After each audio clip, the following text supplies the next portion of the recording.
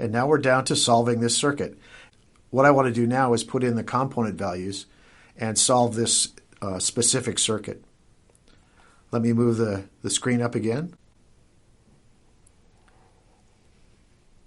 We'll leave the list of steps up there so we can see them. Let's go to work on this equation now. We have a little bit of algebra and we can plug in values where we need to. We can plug in 15 volts for V1. And for R1, we can plug in 4,000 ohms. We can put in for V2. V2 is still unknown. And that's divided by 4K. In this expression here, we still have V2 unknown over 2K. And IS, let's put IS over on the other side.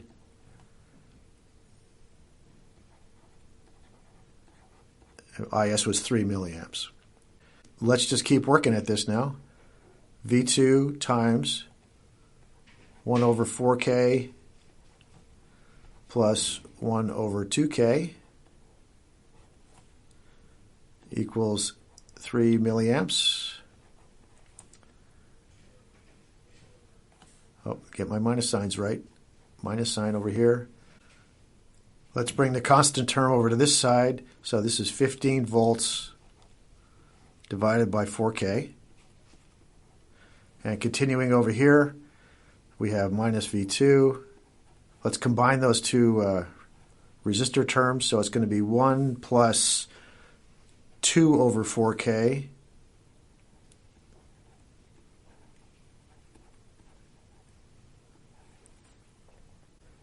equals 3 milliamps, and 15 volts divided by 4K is 3.75 minus 3.75 milliamps.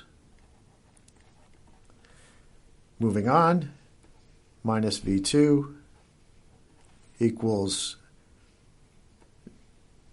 minus 0.75 milliamps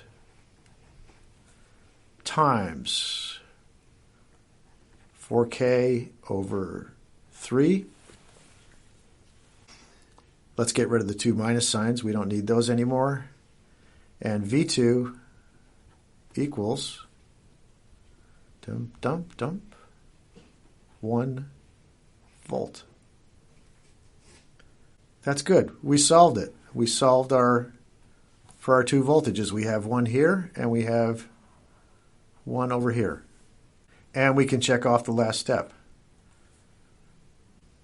So that's our first application of the node voltage method.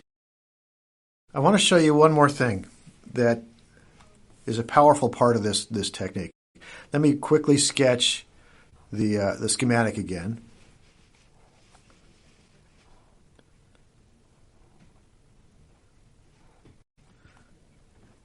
So this was our schematic, and we assign node voltages. We assign node voltages here, V1 and V2, and we made this our reference node. And one of the things we did not do as part of the node voltage method, we did not use KVL to write equations around these loops. And one of the features of the node voltage method is that the KVL equations, because we're using node voltages, the KVL equations are automatically satisfied. And I'll show you why. I want to put one more label on here, which is the element voltage. We'll call this VR1. That's the element voltage across here. The element voltage here is just V2. So in this case, for R2, V2 is the element voltage and the node voltage at the same time. VR1 is an element voltage. And now we're going to write KVL starting from this point and going around the loop in this direction. And what we have is, let's get all our labels on here. The loop voltages, we start with a rise of plus Vs, then we take away VR1, and then we take away V2, and that equals 0. So that would be the KVL equation for this this circuit. Now I'm going to plug in, using node voltages, I'm going to write VR1. So I get plus Vs minus VR1 is node voltage V1 minus node voltage V2. V1 minus V2 minus V2 equals 0. And we'll just do one more substitution. I forgot. Vs and V1 are the same voltage. So this is actually V1 minus V2 minus V2 equals 0. And if we look at this equation, that goes, plus V2 minus V2. This equation is automatically true if we write Kirchhoff's current law in terms of node voltages. That always turns out to be the case. That's why we don't bother to do it. We know it's going to be true. So that's a nice feature of the node voltage method. It's a really efficient way to write equations. You only write KCL equations. And this is such a good method, in fact, that circuit simulators, like you may come across a circuit simulator called SPICE. Almost every circuit simulator uses this node voltage method to do its computations.